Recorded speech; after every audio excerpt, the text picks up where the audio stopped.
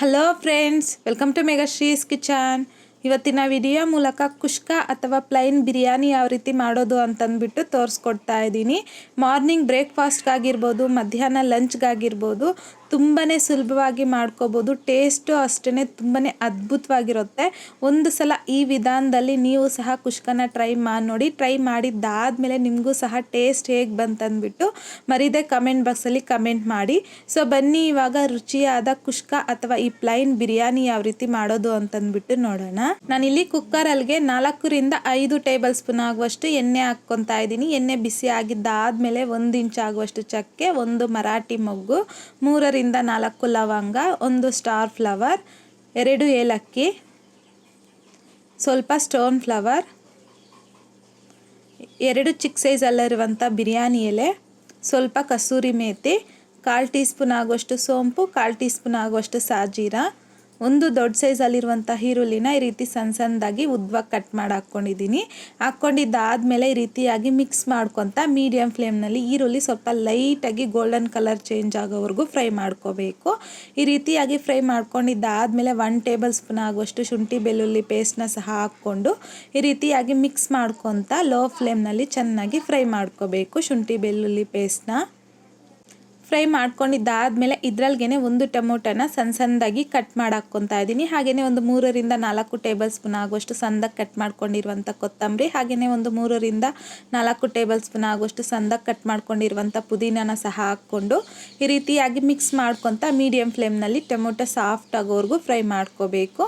ಈ ರೀತಿಯಾಗಿ fry ಮಾಡ್ಕೊಂಡಿದ್ದಾದಮೇಲೆ 1/4 tea spoon ಆಗುವಷ್ಟು ಜೀರಿಗೆ ಪೌಡರ್, 1/4 ಟೀ ಸ್ಪೂನ್ ಆಗುವಷ್ಟು ಗರಂ ಮಸಾಲ, 1/4 ಟೀ ಸ್ಪೂನ್ ಆಗುವಷ್ಟು black pepper powder, 1 tea spoon ಆಗುವಷ್ಟು ಚಿಲ್ಲಿ ಪೌಡರ್, 1 ಟೀ ಸ್ಪೂನ್ ಆಗುವಷ್ಟು ಧನಿಯಾ ಪೌಡರ್, 1 ಟೀ ಸ್ಪೂನ್ ಆಗುವಷ್ಟು ಬಿರಿಯಾನಿ ಮಸಾಲ ಹಾಕ್ಕೊತಾ ಇದ್ದೀನಿ. ನೀವು ಇದ್ರ ಬದಲಾಗಿ ಚಿಕನ್ ಮಸಾಲ ಇಲ್ಲಾಂತಂದರೆ ಮಟನ್ ಮಸಾಲ ಸಹ ಹಾಕ್ಕೋಬೋದು.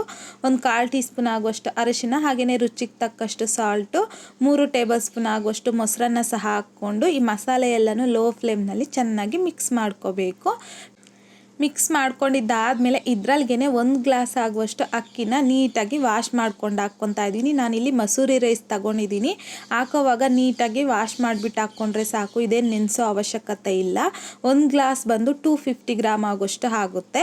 ಸೊ ಅಕ್ಕಿನ ಹಾಕಿದ್ದಾದಮೇಲೆ ಇದನ್ನು ನೀಟಾಗಿ ಮಿಕ್ಸ್ ಮಾಡ್ಕೊಳ್ಬೇಕು. ಮಿಕ್ಸ್ ಮಾಡ್ಕೊಂಡಿದ್ದಾದಮೇಲೆ ಯಾವ ಗ್ಲಾಸಲ್ಲಿ ಅಕ್ಕಿ ತಗೊಂಡಿದ್ದೀರೋ ಸೊ ಅದೇ ಗ್ಲಾಸಲ್ಲಿ ನಾನಿಲ್ಲಿ 1 ಗ್ಲಾಸ್ ಅಕ್ಕಿಗೆ 2 ಗ್ಲಾಸ್ ಆಗುವಷ್ಟು ನೀರನ್ನು ಹಾಕ್ಕೊತಾ ಇದ್ದೀನಿ. ಹಾಗೆಯೇ 1 ಟೀ ಸ್ಪೂನ್ ಆಗುವಷ್ಟು ತುಪ್ಪನ ಸಹ ಹಾಕ್ಕೊಂಡು ಚೆನ್ನಾಗಿ ಮಿಕ್ಸ್ ಮಾಡ್ಕೋಬೇಕು. ತುಪ್ಪ ಹಾಕ್ಕೊಳ್ಳೋದ್ರಿಂದ ರೈಸ್ ಫ್ಲೇವರ್ ತುಂಬಾ ಚೆನ್ನಾಗಿರುತ್ತೆ.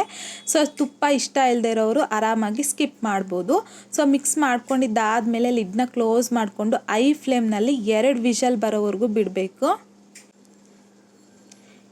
ಈ ರೀತಿಯಾಗಿ 2 ವಿಷಲ್ ಬಂದಾದಮೇಲೆ ವಿಷಲ್ ಫುಲ್ಲು ಪೂರ್ತಿಯಾಗಿ ತಣ್ಣಗಾಗೋವರೆಗೂ ಬಿಡಬೇಕು. ತಣ್ಣಗೆ ಆದಮೇಲೆ ನೋಡಿ ನಾನಿಲ್ಲಿ ಇವಾಗ ಕುಕ್ಕರ್ ಲಿಡ್ನ ಓಪನ್ ಮಾಡ್ಕೊಂಡು ತೋರಿಸ್ತಾ ಇದ್ದೀನಿ ನಿಮಗೆ. ರೈಸ್ ಅನ್ನೋದು ಎಷ್ಟೊಂದು ಪರ್ಫೆಕ್ಟಾಗಿ ಕಲರ್ಫುಲ್ಲಾಗಿ ಬಂದಿದೆಯೋ ಅಂತಂದ್ಬಿಟ್ಟು.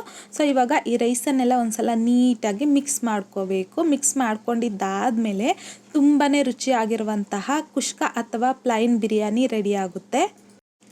ಈಗ ಎಲ್ಲನೂ ನೀಟಾಗಿ ಮಿಕ್ಸ್ ಮಾಡ್ಕೊಂಡಿದ್ದಾದಮೇಲೆ ನೋಡಿ ನಿಮಗೆ ತೋರಿಸ್ತಾ ಇದ್ದೀನಿ ರೈಸ್ ಉದ್ರುದ್ರಾಗಿ ಎಷ್ಟೊಂದು ಪರ್ಫೆಕ್ಟಾಗಿ ರೆಡಿ ಆಗಿದೆಯೋ ಅಂತಂದ್ಬಿಟ್ಟು. ಸೊ ಈ ರೀತಿಯಾಗಿ ರೆಡಿ ಮಾಡ್ಕೊಂಡಿದ್ದಾದಮೇಲೆ ಬಿಸಿ ಬಿಸಿಯಾಗಿ ಸರ್ವಿಂಗ್ ಪ್ಲೇಟ್ಗೆ ಸರ್ವ್ ಮಾಡ್ಕೊಳ್ಳಿ. ತಿನ್ನೋದಕ್ಕೆ ತುಂಬಾ ಟೇಸ್ಟಿಯಾಗಿರುತ್ತೆ. ಸೊ ಇದ್ರ ಜೊತೆಗೆ ಬಂದುಬಿಟ್ಟು ನಾನಿಲ್ಲಿ ಮೊಟ್ಟೆನ ಸರ್ವ್ ಮಾಡ್ಕೊತಾ ಇದ್ದೀನಿ. ಹಾಗೆಯೇ ಮೊಸರು ಬಜ್ಜಿನ ಸಹ ತಗೊತಾ ಇದ್ದೀನಿ. ನೀವು ಬೇಕು ಅಂತಂದರೆ ಇದ್ರ ಜೊತೆಗೆ ನಾನ್ ವೆಜ್ ಇಷ್ಟಪಡೋರು ಚಿಕನ್ ಕರಿ, ಮಟನ್ ಕರಿ ಆ ರೀತಿಯಾಗಿ ಈ ರೈಸ್ ಜೊತೆಗೆ ಸರ್ವ್ ಮಾಡ್ಕೋಬೋದು. ಕಾಂಬಿನೇಷನ್ನು ಸೂಪರ್ ಆಗಿರುತ್ತೆ. ಸೊ ಈ ರೀತಿಯಾಗಿ ರೈಸನ್ನು ನೀವು ಸಹ ಮನೆಯಲ್ಲಿ ಟ್ರೈ ಮಾಡಿ ನೋಡಿ. ಟ್ರೈ ಮಾಡಿದ್ದಾದಮೇಲೆ ನಿಮಗೂ ಸಹ ಟೇಸ್ಟ್ ಹೇಗೆ ಬಂತಂದ್ಬಿಟ್ಟು ಮರೀದೆ ಕಮೆಂಟ್ ಬಾಕ್ಸಲ್ಲಿ ಕಮೆಂಟ್ ಮಾಡಿ, ಲೈಕ್ ಮಾಡಿ, ಶೇರ್ ಮಾಡಿ. ಮತ್ತಷ್ಟು ಈಸಿ ಆ್ಯಂಡ್ ಸಿಂಪಲ್ ಕ್ವಿಕ್ ರೆಸಿಪೀಸ್ಗೋಸ್ಕರ ದಯವಿಟ್ಟು ನೀವಿನ್ನೂ ನಮ್ಮ ಚಾನಲ್ನ ಸಬ್ಸ್ಕ್ರೈಬ್ ಮಾಡಿಲ್ಲ ಅಂತಂದರೆ ಸಬ್ಸ್ಕ್ರೈಬ್ ಮಾಡಿ.